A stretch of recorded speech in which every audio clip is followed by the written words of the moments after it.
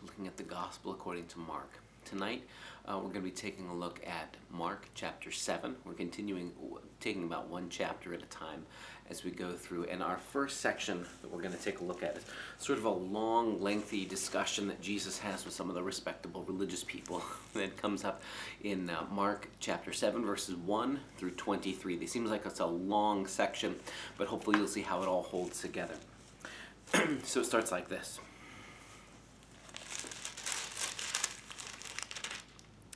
Now when the Pharisees and some of the scribes who had come from Jerusalem gathered around Jesus, they noticed that some of his disciples were eating with defiled hands, that is, without washing them. For the Pharisees and all the Jews do not eat unless they thoroughly wash their hands, thus observing the tradition of the elders. They do not eat anything from the market unless they wash it, and there are also many other traditions they observe, the washing of cups, pots, and bronze kettles. So the Pharisees and the scribes asked him, "Why do your disciples not live according to the tradition of the elders, but eat with defiled hands?" He said to them, "Isaiah prophesied rightly about you hypocrites, as it is written, 'This people honors me with their lips, but their hearts are far from me. In vain do they worship me, teaching human precepts as doctrines. You abandon the commandment of God and hold to human tradition.' Then he said to them, 'You have a fine way of rejecting the commandment of God in order to keep your tradition. For Moses said, "Honor your father and your mother, and whoever speaks evil of father or mother must surely die." But you say that if anyone says to father or mother, "Whatever support you might have had from me is Corban, that is an offering to God," then you no longer permit doing anything for a father or mother, just thus making void the word of God through your tradition that you have handed on. And you do many things like this." Then he called the crowd and said to them, "Listen to me, all of you, and understand. There is nothing outside a person that by going in can defile, but the things that come out are what defile." When he had left the crowd and entered the house, the disciples asked him about the parable. He said to them, "Then do you also fail to understand? Do you not see that what goes into a person from outside cannot defile, since it enters not the heart but the stomach, and goes out into the sewer?" Thus he declared all foods clean. And he said, "It is what comes out of a person that defiles, for it is from within, from the human heart, that evil intentions come: fornication, theft, murder, adultery, avarice, wickedness, deceit, licentiousness, envy, slander, pride, folly. All these evil things come from within, and they defile a person." All right, there's a lot going on there. Let's make sure we don't miss the forest for the trees. This whole conversation, and those 20-some verses, have to do with clean and unclean, in particular clean and unclean foods or objects, things like that. This is a pretty important idea to ancient Israel's religion, and its faith life, its piety, going centuries back before the time of Jesus. The books we call in the Old Testament, Leviticus and Numbers and Exodus, Deuteronomy, they have all sorts of commandments that are intended to make this very clear distinction between pure and impure, clean and unclean. Included things like what foods you were or not allowed to eat, what kind of animals you were or not allowed to eat, what combinations of food. It included things like not planting multiple kinds of crops in a single field, not wearing a garment made from multiple kinds of fabric. There was this very clear, rigid division between clean and unclean, keeping things separate that were supposed to be separate. And it probably is beyond the scope of our conversation right now to unpack all of where that came from, all of what's going on in those commandments. But it does seem like an important part of ancient Israel's self-understanding. Number one was that they understood that they were supposed to be, as a people, sort of a separate, distinctive kind of group. And part of the ways that they were set apart was the way they would eat, the way they would practice their life. It was meant to be set apart as sort of a way of being sort of God's peculiar people in the world. They weren't going to be like everybody else. They were going to own their weirdness. And it was also sort of a way of, if you can at a basic level, distinguish between clean and unclean, good or bad in some obvious sense, maybe it helps sharpen your sense of good versus bad, or corrupt versus decent in other areas of life as well. So it was important in ancient Israel's life that you had this idea that there's clean and there's unclean, and so much of ancient Israel's understanding was this is part of how we live our devotion to God. Is we don't want to be tainted by what's unclean, and we want to make sure to keep ourselves pure and separate, holy, that kind of thing. And again, there's absolutely a place for that. What's difficult as Jesus steps into the scene is Jesus seems to have this absolute clear sense that all of our talk about clean versus unclean, holy versus profane, sacred versus secular, that kind of thing, that can't get in the way of the more driving concern of loving God and loving neighbor.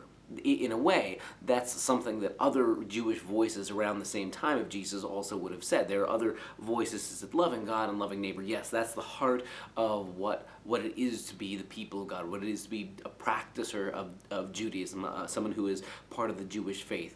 It does come down to love of God and love of neighbor. So in that sense, Jesus isn't the only voice saying all the sacrifice stuff, all the clean and unclean. These things can't be said to be more important than love God and love your neighbor. But this sort of becomes a conversation between different groups, different voices within first century Judaism. The Pharisees and the scribes represent one set of approaches to how to live out your faith. They are very, very concerned with the practical questions of washing your food, washing your vessels and utensils, all as a way of showing and practicing that important separation between clean and unclean. In a way, this is a weird thing for us 2,000 years to be overhearing or to be reading, and to feel like we're supposed to be rooting against the people who say you should wash your food, because we live in an era where, yeah, you wash your food, yeah, you wash your dishes and your vessels before you use them, and certainly after you use them. Yeah, you need to be careful how you handle raw meat. Yeah, you should wash your hands, and especially in a pandemic, right? We're of course washing our hands all the time. So it's weird in a sense to have a story where Jesus is kind of like opposed to that group. And it's not so much that Jesus is anti-hand washing or that Jesus is anti-washing your fruit before you eat an apple, but more about how easy it is for us to use religious rules about minutia to obscure what is most central. And this seems to be the thing that Jesus is most upset about. The thing that sets off this whole conversation. The respectable religious people have come from the capital to watch Jesus. We saw even from as early as the 3rd chapter, they were already beginning to make plots about how can we get rid of this dangerous Jesus. So they're watching Jesus and his disciples. Jesus is clearly not teaching them a very strict adherence to we have to wash everything before we use it. And these respectable religious people watch Jesus and ask him, well, how come you don't make your disciples do that? That's what our religious tradition says you're supposed to do. How come you're not insisting on that? And Jesus sort of comes back and says, like, that's a fine tradition, but that's a tradition, and that's not essential. And if we're going to be focused on what's most important, don't let your practice of tradition get in the way of what's most essential about being the followers of God. Love God and love neighbor.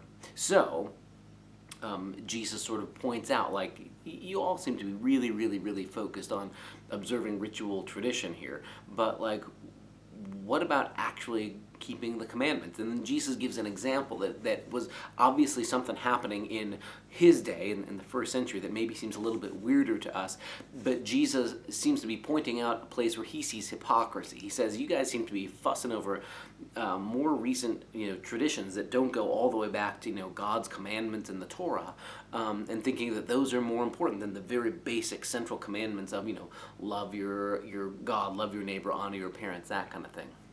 So, okay, this brings up this weird concept called Corban. This gets a little bit messy. There are a handful of times in the Hebrew scriptures in the Old Testament where there's an act of taking some object of yours and devoting it to God, making it set apart for only divine use. Sometimes that would be like when you would offer a sacrifice, and then you slaughter the lamb or the goat or whatever, and it's burnt up, and there's a sense of it's set apart. Other times you would take something without destroying it, without burning it or consuming it, and saying this is dedicated, set apart for God. Even people sometimes might take a vow or dedicate their child or something like that. This person is for God's service.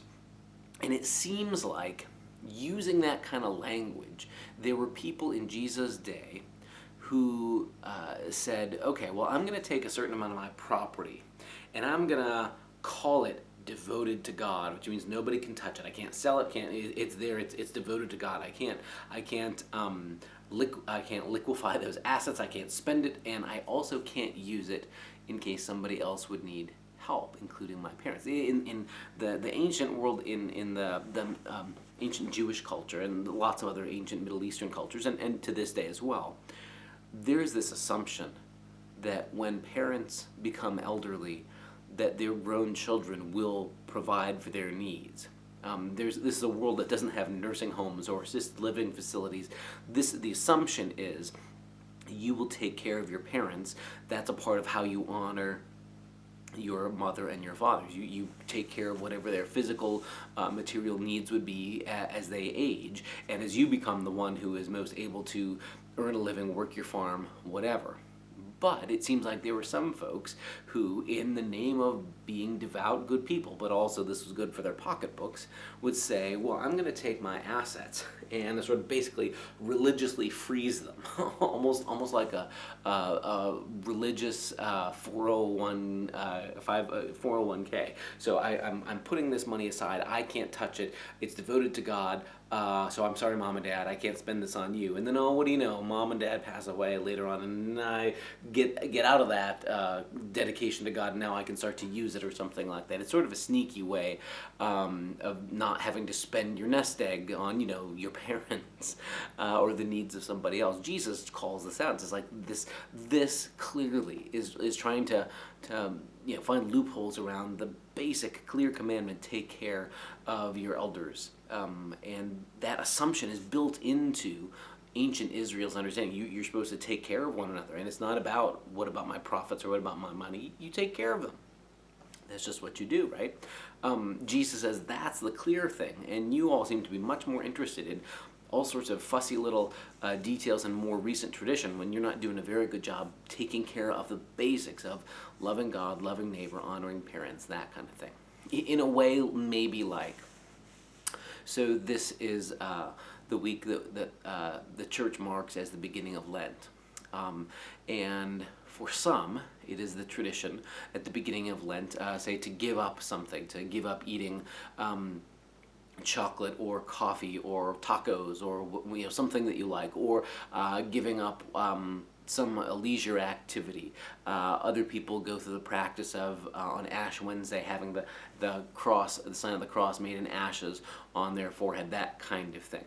And again, like, this is a fine tradition, but it's worth recognizing this is a later tradition. We invented this thing. There's nothing that came from Jesus saying you must do this.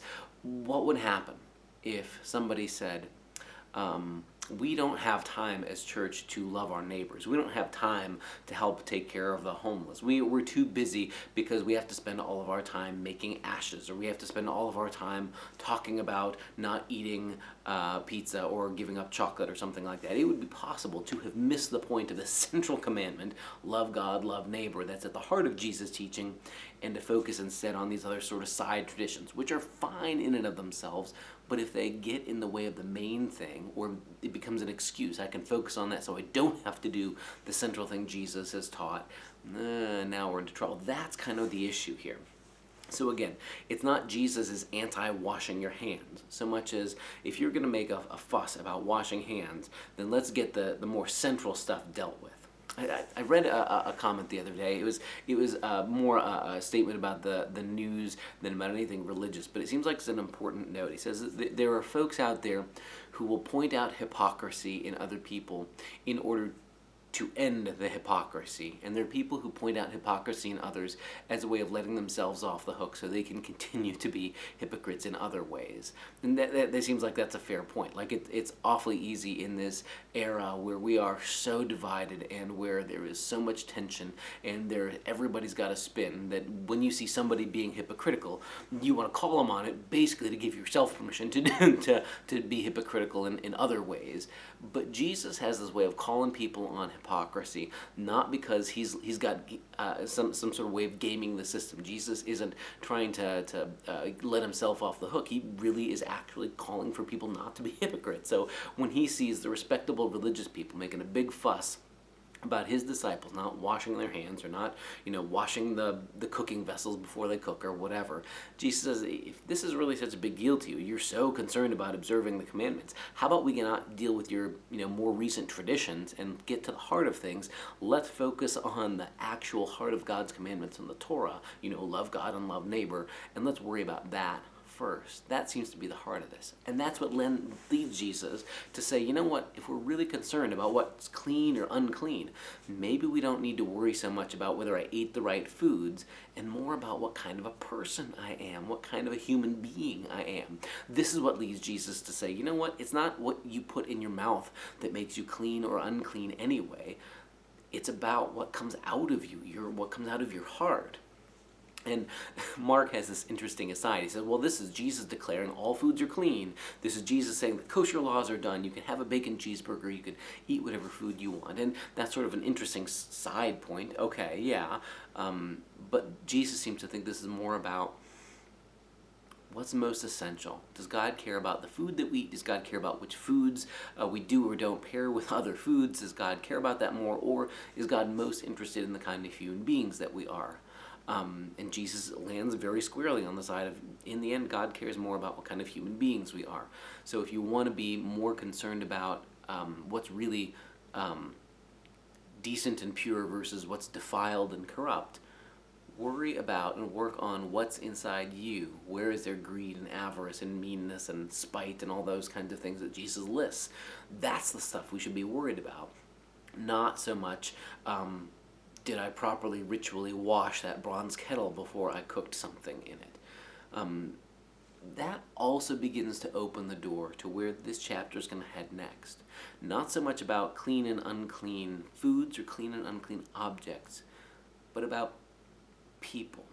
And this is an interesting parallel. In the book of Acts, there's an interesting parallel between the church realizing that it was okay to eat other foods that maybe had been forbidden under the covenant of ancient Israel, and then moving to accepting other people as Gentiles, people who weren't Jewish, and that it was okay, that they could become followers of Jesus without stopping being Gentile. You couldn't repent of being Gentile. You couldn't say, I'm sorry for being a Gentile. It's what you were. You're born a Gentile. And so the book of Acts has a similar story where Simon Peter has this vision where God says, he shows all sorts of unclean foods, traditionally unclean, non-kosher food, and the voice says to Peter, you're allowed to eat any of these things. And Peter really struggles with it, and in the end the voice says, do what I say, you're allowed to eat these things. And the very next scene moves him to include and to welcome a Gentile person, Cornelius, who is actually a Roman centurion. The early church seems to have connected this idea that if we aren't fussy anymore, if we don't have to be obsessed over what kinds of foods we do or don't eat, if that's okay now, those boundaries no longer apply for the community of Jesus, then we can also include people that we thought were unacceptable. That must be okay too. The early church sort of got that yeah, God is creating a new kind of community where outsiders were now included. Gentiles could now be a part of it. And here in the Gospel of Mark, we're beginning to see that too. Jesus begins to make this move of saying, you know what, it was never really about food. Maybe God used those kind of commandments as a way to teach us basic ideas of keeping good and bad separate, or having clarity about, can we discern what's good versus what's bad, what's holy versus what's profane. But let's not pretend that it's what you eat that really matters as far as what kind of person you become. It's about, again, your character, your willingness to be a loving, decent person, that kind of thing. And then that moves into the next scene. Jesus is now going to come face to face with Gentile people, very specific people who get right in his face sometimes. And the question becomes, what's Jesus going to do with these people? And can they be included in the blessings Jesus has come to bring as well? So maybe while in 21st century Christianity, we are not nearly so fussy any longer about the hot button question of, are you allowed to eat, for example, pork or bacon? Are you allowed to have a bacon cheeseburger, which would be like doubly forbidden by the kosher laws? We're less concerned about the food piece, but that question of who's included, and can we include outsiders? Can God's love reach and include folks we'd previously said, nope, you don't belong, you're not acceptable? Maybe this is the beginning of helping us to see God's allowed to include people that we didn't think were acceptable before. Jesus sets that idea, that trajectory into motion here in this controversy with the respectable religious people. We'll see where it goes next.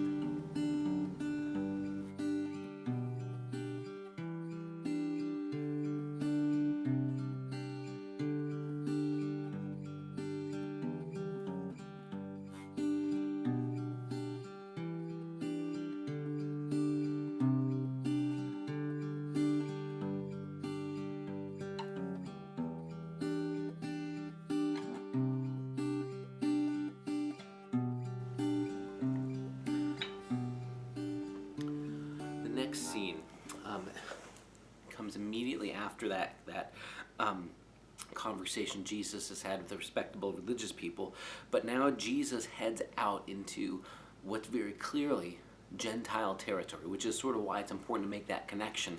Jesus has just talked about sort of redefining that idea of clean and unclean, pure and defiled, that kind of thing, and now we move into this scene.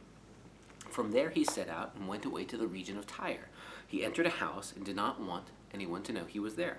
Yet he could not escape notice. But a woman whose little daughter had an unclean spirit immediately heard about him, and she came and bowed down at his feet. Now the woman was a Gentile of Syro-Phoenician origin.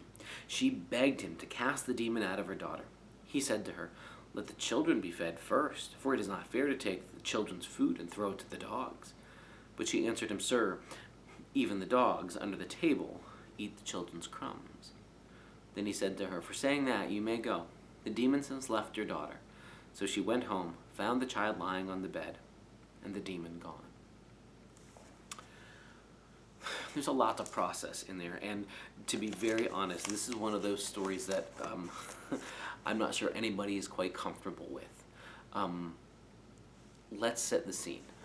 Jesus had been in Jewish territory prior to this scene in this story. They had come back across the sea. They're back after the feeding of the 5,000, but all in Jewish territory. Now Jesus goes out to a Gentile area, the city called Tyre.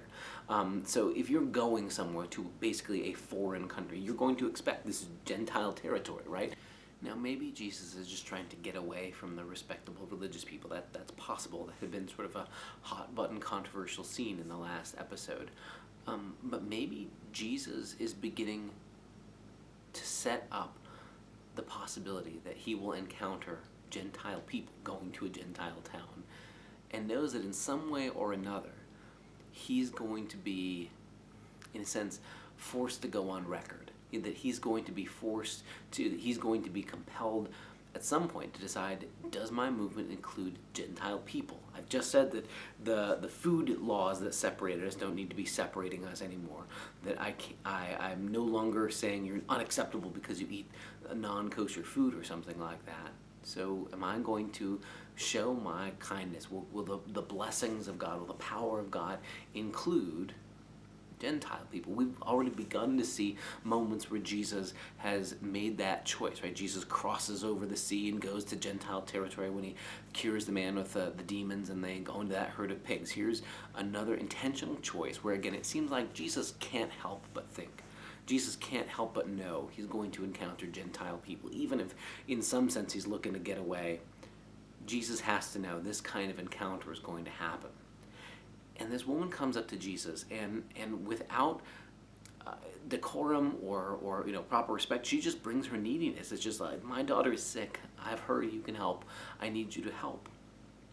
And Jesus' response has upset a lot of people throughout history, and rightly so. This is an uncomfortable conversation, and it's hard to know without having video footage of the tone of everybody's voice, how does this play out? There have been some scholars who read this scene and say Jesus is sort of leading this woman along. He's trying to sort of draw out her faith. That he sees something in her, and he does this whole back and forth about, well, let the children be fed first and then the dogs. Maybe he's sort of playfully like sort of teasing out from her faith. There's other people who say like this is a really offensive thing that Jesus says, because calling a woman a dog, that's a double insult. Not just because that's not a kind thing to say anytime, but in Jewish culture, a dog is not a cute puppy that's domesticated. It's not your pet. It's like the roving street scavenger that nobody will take in. And so to call anybody, but especially to call a stranger woman this, is very disrespectful and rude. It's hard to tell for sure because, again, we don't have the tone of voice. And it seems like, by the end, Jesus is truly impressed by this woman, by her deep faith. Even though she doesn't have the pedigree and the background in Judaism. She doesn't know the commandments, all that kind of thing, but she just is convinced Jesus can help, and she cries out to him, and her persistence seems to win Jesus over. So by the end, for sure, Jesus sure seems won over by this woman and impressed by her faith and does the thing that she asks. Maybe one of the things to consider in this scene is the difference between how a Jewish culture hears and thinks about what a dog means and what a Gentile culture thinks of what dogs mean or signify. In Jewish culture, dogs are not pets, right? These are like, the wild animals that are, roaming through the streets, almost more like the way in our culture we think about raccoons, right? Like, when you ask the ordinary, passerby in Western Pennsylvania, are raccoons good or bad? I mean, you'll find some who say, well, they're kind of cute, but like they're dirty, they're scavengers. There's one who knock over your trash cans. They've got sharp teeth, and who knows, maybe they're carrying disease, that kind of thing. There's all this stigma that we build into raccoons. Ugh, they're trash pandas. But on the other hand, there are cultures where raccoons are thought of very differently. Different animals have sort of different meanings, different ways we see them or perceive them. Same thing, like there's some people who see pigs as only as dirty, disgusting animals who wallow in the mud, and others who see them as clean animals that you keep as a pet. And again, it depends on what culture you're in that you might see them differently. In Jewish culture, dogs are not pets. But in plenty of Gentile cultures, dogs are pets. Even in the ancient world, dogs were clearly domesticated by some people. So part of this conversation seems to be Jesus says, well, my background as a Jewish person says you're this unclean person, you're a Gentile, you're not acceptable. Like my culture says dogs are not domesticated pets. This is you're other, you're strange, you're foreign, you might be dangerous, you're unclean, right? And the woman's response, I think, reframes it.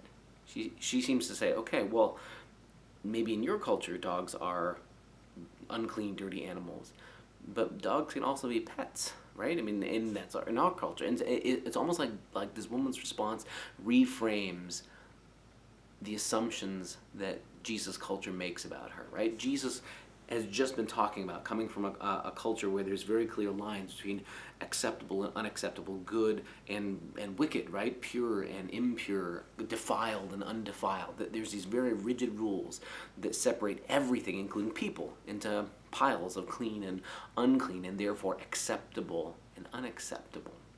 And what Jesus had just said about food is very much how a lot of people saw the world. That you're either like us, you're part of the clean and acceptable group, or you're not like us, and therefore you're out, you're unclean, unacceptable.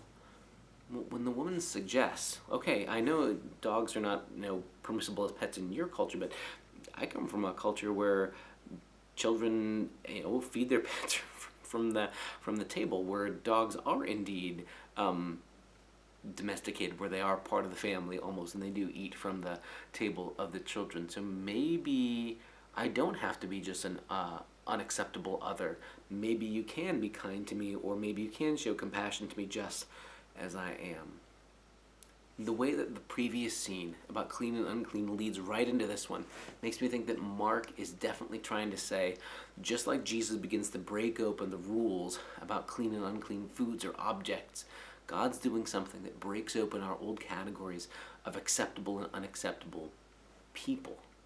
And for the early church, that meant recognizing Gentile people, non-Jewish people, were going to be accepted as Gentiles. So Jesus heals this woman's daughter from a distance, right?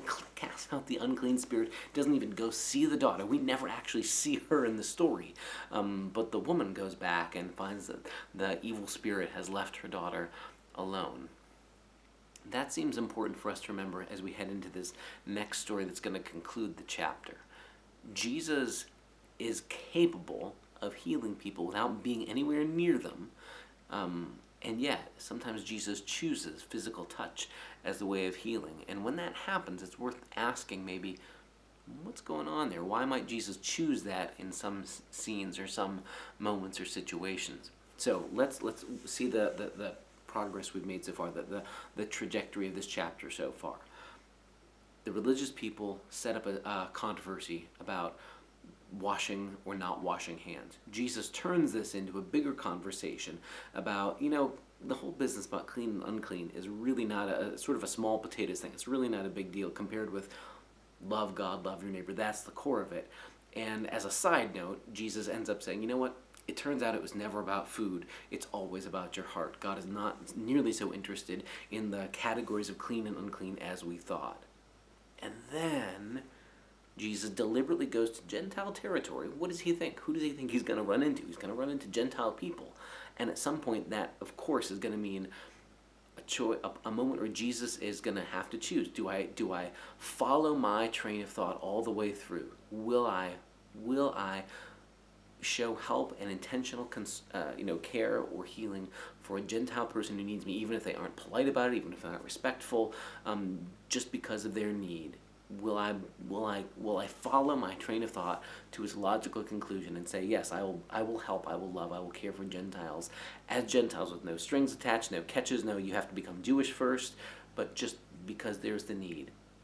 And once Jesus does that, that sets his community on a whole new path that now includes you and me, Gentile here, right? No, I'm not Jewish, and most of the folks in our congregations aren't either. It sure seems like Jesus does something really powerful in this scene that is what makes your and my belonging possible, that Jesus is convinced God's new thing includes a whole bunch of people that were previously just called not acceptable, outsiders, unclean, defiled, that kind of thing. You're my belonging is because Jesus doesn't say, well, I don't care, defiled, undefiled, it doesn't matter anymore, but say maybe those categories are the wrong categories. Maybe we don't need to look at people as you're unacceptable anymore, but simply you're beloved. Let's see what happens in this final scene as Jesus pushes even further.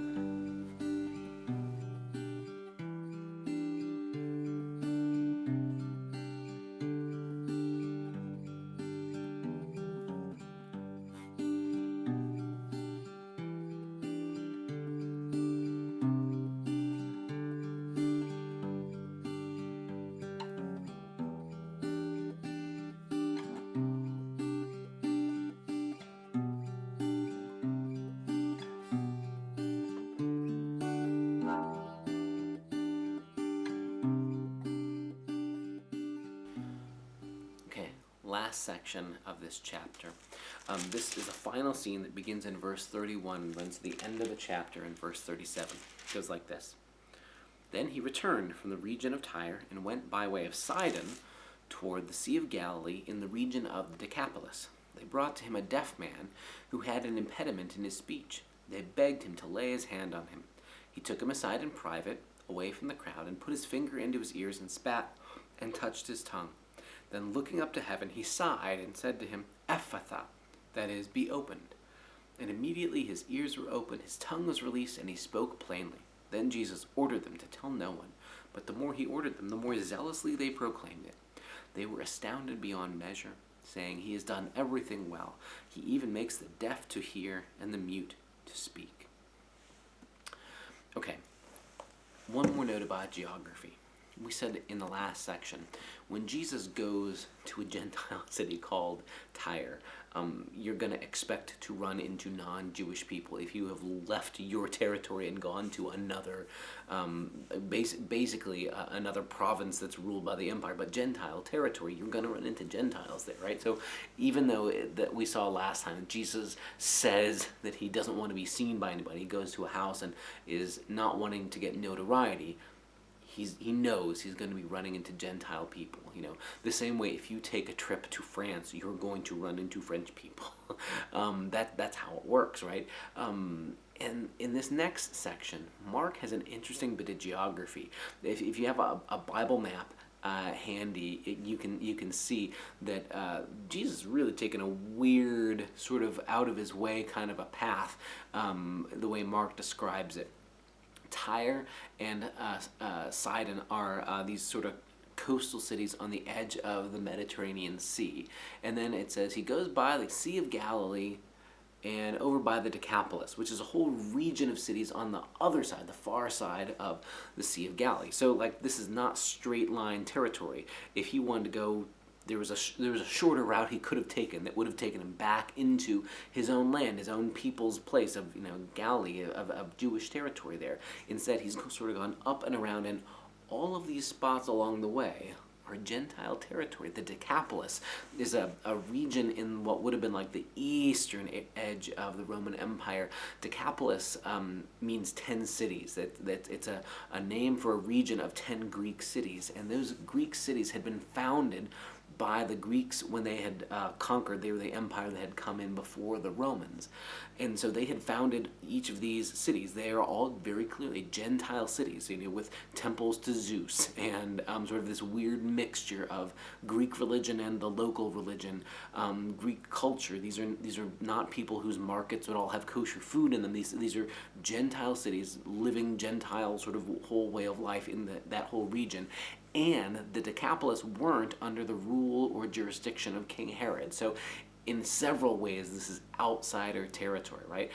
Politically speaking, if you're under Herod's reign, okay, he's sort of the king of the Jewish people, so he, is like our local ruler, and others would be foreigners. Well, this is outside of Herod's territory, culturally and religiously. This is also outside of the territory of Judaism. So this is, again, this whole theme of how Jesus intentionally puts himself in the presence of outsiders, intentionally sets up situations where he's going to have to go on record deciding, does God's love include outsiders or not? Now, the thing that makes this a little foggier is because Mark's geography is so broad. He goes from the region of Tyre through Galilee to the region of the Decapolis, which is a pretty broad area. It's possible that in that region Jesus is running into another Jewish person, or that it's possible that this is a Gentile person. We don't know for sure. There's no other clues in the story that insist the person who is who's not able to speak or hear properly that he is or isn't Jewish, or is or isn't Gentile. But this region sure is, and Jesus' route sure suggests that Jesus has been heading further out beyond the boundary of insiders in Judaism, and now is reaching out to people who are outside that boundary, Gentile people. Beyond that hint, there's not a whole lot else to go on in this story. But it does seem interesting that one more time we get Jesus' actual words in Aramaic that Mark has held on to, almost like this is a first-hand account, and he's heard somebody who was actually there in the room, that when Jesus says, "Ephphatha, be opened," it's someone who had been there, heard it, and passed that along.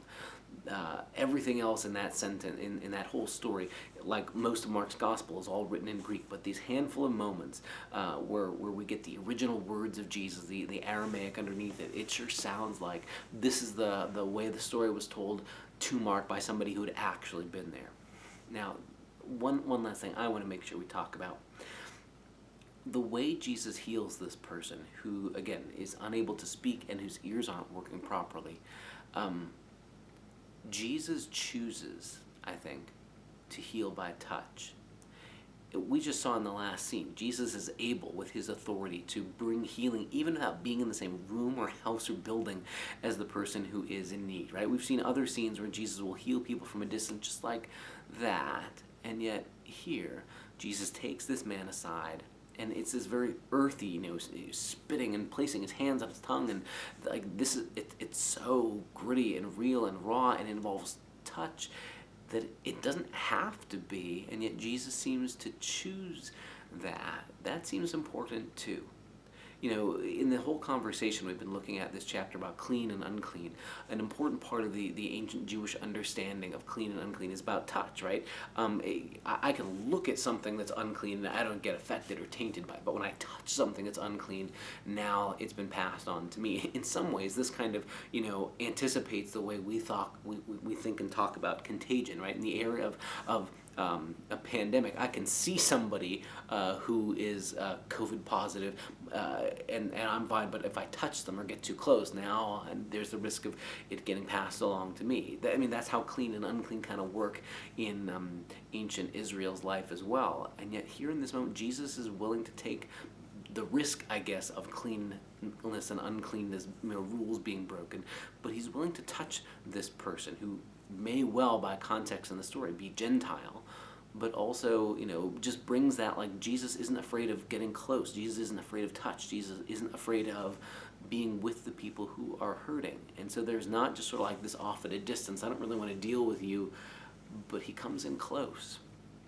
That seems to be an important part about why Jesus has come, that he's willing to come in close, and instead of just like tolerating people from a distance, he chooses, to sit at table with the tax collectors and sinners. He chooses to go into Gentile territory and stay in a Gentile hotel. He chooses places where he's going to come face to face with moments and situations that would make other people uncomfortable, and that's part of how Jesus heals and saves and redeems. The last line of this chapter seems important too. We should touch on it real quick. After everybody sees what Jesus has done, they say, look, this guy's done everything well. He even makes the deaf hear and the mute to speak. That language echoes the words from the book of the prophet Isaiah. Isaiah has come up a number of times throughout Mark's gospel too, by the way. But there's a number of places where the poetry in the book of Isaiah sort of imagines that when God's reign comes, when God finally sets things right again, the mute will be able to speak, and the deaf will be able to hear, and the lame will be able to walk. It's this sort of like restoration of life. And without Mark saying, now this was to fulfill what Isaiah said, there's definitely this connection to, like, this is exactly what the prophet said the reign of God would look like. It's people being brought more fully to life. And like we've seen throughout the whole of this gospel so far, where Jesus shows up, people are brought more fully to life. That's an important part of what the kingdom of God, the reign of God, the Yahweh administration, that's what it looks like. People being brought to life. And it includes outsiders deliberately. And I hope we're seeing that trajectory has become more and more clear, right? It's first it starts out in one town, in one house, and then all the villagers in that village come and find Jesus, and then the people in the wider region. And then Jesus goes into situations where outsiders who might have come from Gentile territory come to Jesus. And now we've seen stories where Jesus intentionally crosses boundaries himself and offers help and healing and love and care, whether they are polite to him or not, whether they use respectful language or just keep banging on the door asking for help. Jesus makes the choice to help bring everybody to life. That's something that's worth paying attention to, because that's a blueprint, in a sense, for our calling as church too. How do we reach out beyond whatever boundaries we think are set up to help bring people more fully to life? Where God shows up, where God's reign happens, people are brought more fully to life. How can we be a part of that right where we are? Well, thanks for joining us for this conversation here in Mark chapter 7. Next time we're going to be taking a look at a really important key turning point chapter in Mark's Gospel, Mark chapter 8. Thanks for joining us. Bye.